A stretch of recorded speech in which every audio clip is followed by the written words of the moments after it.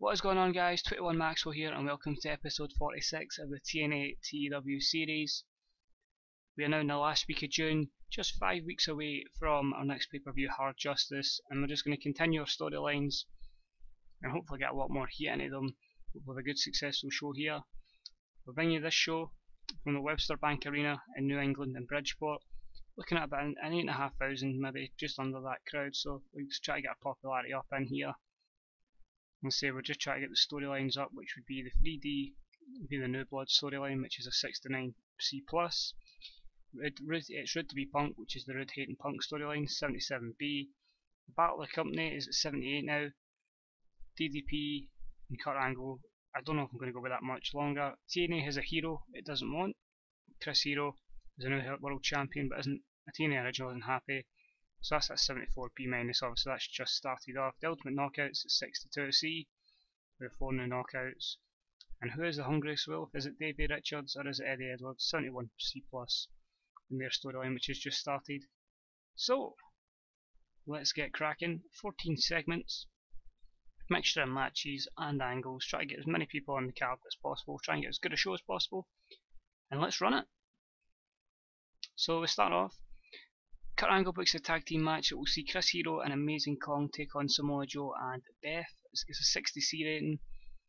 Basically, I thought, you know what, I'm going to try knockouts in the main event, so we'll try a main event mixed tag, having Hero and Joe, the champion, and their number one contender against the knockouts champion and their number one contender. 2 storylines progress. It's just a low morale on Angle, which was a negative, and probably the lack of star power by Awesome Kong and Beth Phoenix. That match is also booked in. And about that featured great action and great heat from the crowd. CM Punk defeated Magnus in 1550 by pinfall with the Go to Sleep. 82B, so I'm sure the 7,732 people at the Webster Bank Arena would have been delighted with that opener. Another match just to see how they kind of work out chemistry wise. CM Punk's improved his performance skills, so that's good. Happy with that. Colby Carino, I probably need to change his name. I don't really like the name of Colby. Colby Carino goes up to DDP under Kurt Angle's nose, asking for an opportunity. DDP says, "You want an opportunity? Fine. Well, you can prove yourself by taking on Noam Dar in Noam Dar's debut." 53C minus. Kurt Angle helped Colby here apparently, even though he's apparently not friends with him. You know what I mean? He's meant to be not friends with DDP, sorry, so weird that Kurt Angle would help him here, but fair enough. That match is later on tonight. In a match that had some good action and average heat, Davey Richards defeated Rhett Titus in 10:07 by pinfall with the DR Driver 2, a 70C+. I basically try to get Davey Richards a bit more momentum. And if he's still kind of average mid-carder at the moment, if he keeps up these matches, then that 70C+ is going to turn into a B- pretty quickly. So pretty much the only negative here would be a low morale. Yep. So I'm happy with that. That's decent. Davey Richards is seen celebrating his victory in the ring. Eddie Edwards runs in and attacks, beating Davey Richards down to the mat. So he's getting his revenge. So unfortunately that's on a 54C+, but I guess get the storyline a wee bit further. Wow. In an awful match, it was completely devoid of heat. Colby Carino defeats Noam Dar in 6:10 by pinfall. 11F. Wow. Kurt Angle did good stuff at ringside. The crowd were totally turned off. I'm having a match between 2 jobbers. The match brought the crowd mood down. Basically, I want to try and get Carino over, but obviously you need to start him somewhere. So given this storyline with Kurt Angle and DDP, we'll hopefully build them up, and maybe one day those 11S will turn into something good, but it's a bad start. And Noam Dar's improving his rumble skills. All the positives, only negatives, a low morale. And for it being 2 heels between jobbers and lowering the crowd. So we have to hope every other angle is better, or we're in for a bad show here. Team 3D are backstage and get ambushed by Hawkins and Ryder with a sneak attack, leaving them laid out. 53C minus, basically again just getting more heat onto Hawkins and Ryder before they clash at Hard Justice. Negatives there, not one, all positive, so that's good. The match has some good action and average heat. EC3 defeats Kenny King in 10:43 with a headlock driver, a 63C. So we really just need to try and get some Bs here. The Hardys then challenge the Model Citizens to a match. In order to get it, they say they'll put their tag titles on the line. This is obviously revenge for last week, after they Model Citizens Drew Galloway and Harry Smith attacked Matt Hardy. So Revenge says, right, we'll put the titles on the line as long as we get a chance to get our hands on you. 59C. And about that featured great action and a good crowd. Austin Aries defeated Harry Smith in 12:22 by submission with a last chance raid during the match. We also had Matt Hardy run and attack Harry Smith. Disappointing 64C. I thought something with Aries in it would have been really good, but apparently not. Harry Smith will improve his rumble skills and Austin Aries improves his performance skills, so not all bad. We really just need something to get a B here. Thank you. Tonight on Jim Ross's talk show was CM Punk, who was interviewed until Bobby Roode comes in and attacks CM Punk, and A to B, so they two have been gold together. CM Punk looked good, the storyline progresses, and Bobby Roode's improving at acting. That's good.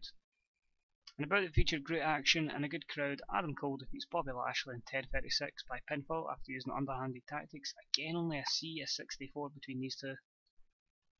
Which is basically in this show I've kind of tried a few kind of combinations just to see if there's potential for feuds down the line, but if it keeps going like this then I don't see any of these matchups working in the future. Cryptic messages even flash on the screen saying that someone is coming to save us and it is the second coming. So a former TNA guy is coming back for a couple of appearances. We've agreed an alliance loan.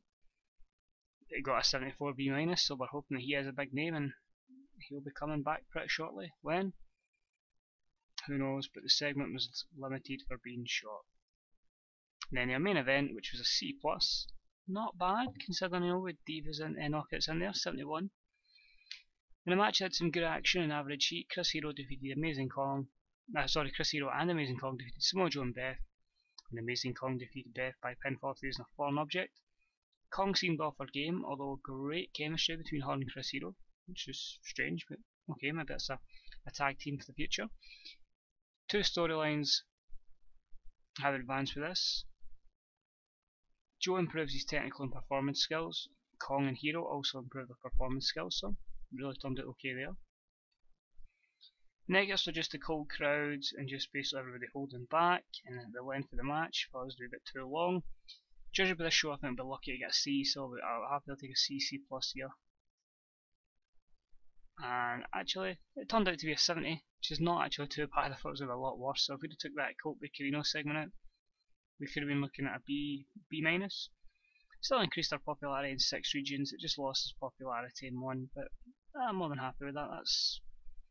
It's just going to take time with Colt Carino. I'm probably just going to have to use them in dark matches and just keep working with them, but it's one of the things. It takes you at least a good year to get them up to enhancement up to maybe mid-card, upper mid-card, but we're in no rush. I just want somebody else for the X division, so we can get him in there, that'd be perfect.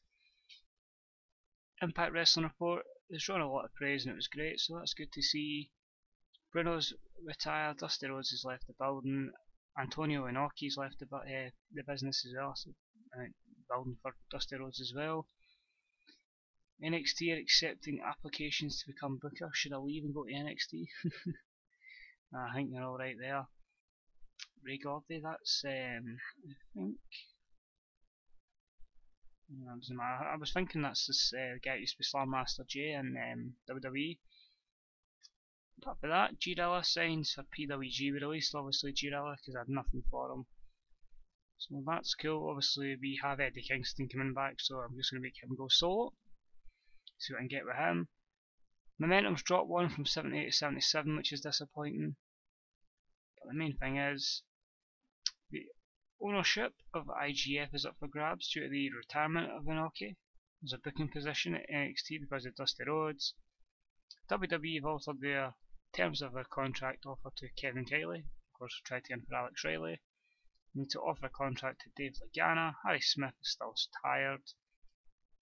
The rating dropped from a 5.42 to a 5.18, so the pressure is on us again to try and get that rating back up to a 5.42.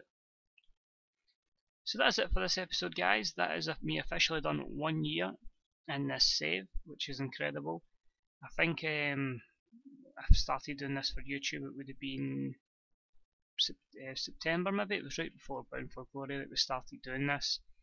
So yeah, I started the official save in July 2014, so that's a year of this already, which is flown by, and I can't believe we're still cult. So hopefully, in the next year, we'll definitely be national, and hopefully we'll have a good couple more WWE guys just for a bit of star power. But thank you for joining us, guys. As I say, 4 weeks away from Hard Justice. I hope you will join us for that. And until then, this is Twitter Maxwell. I'll speak to you again real soon, guys. Bye bye.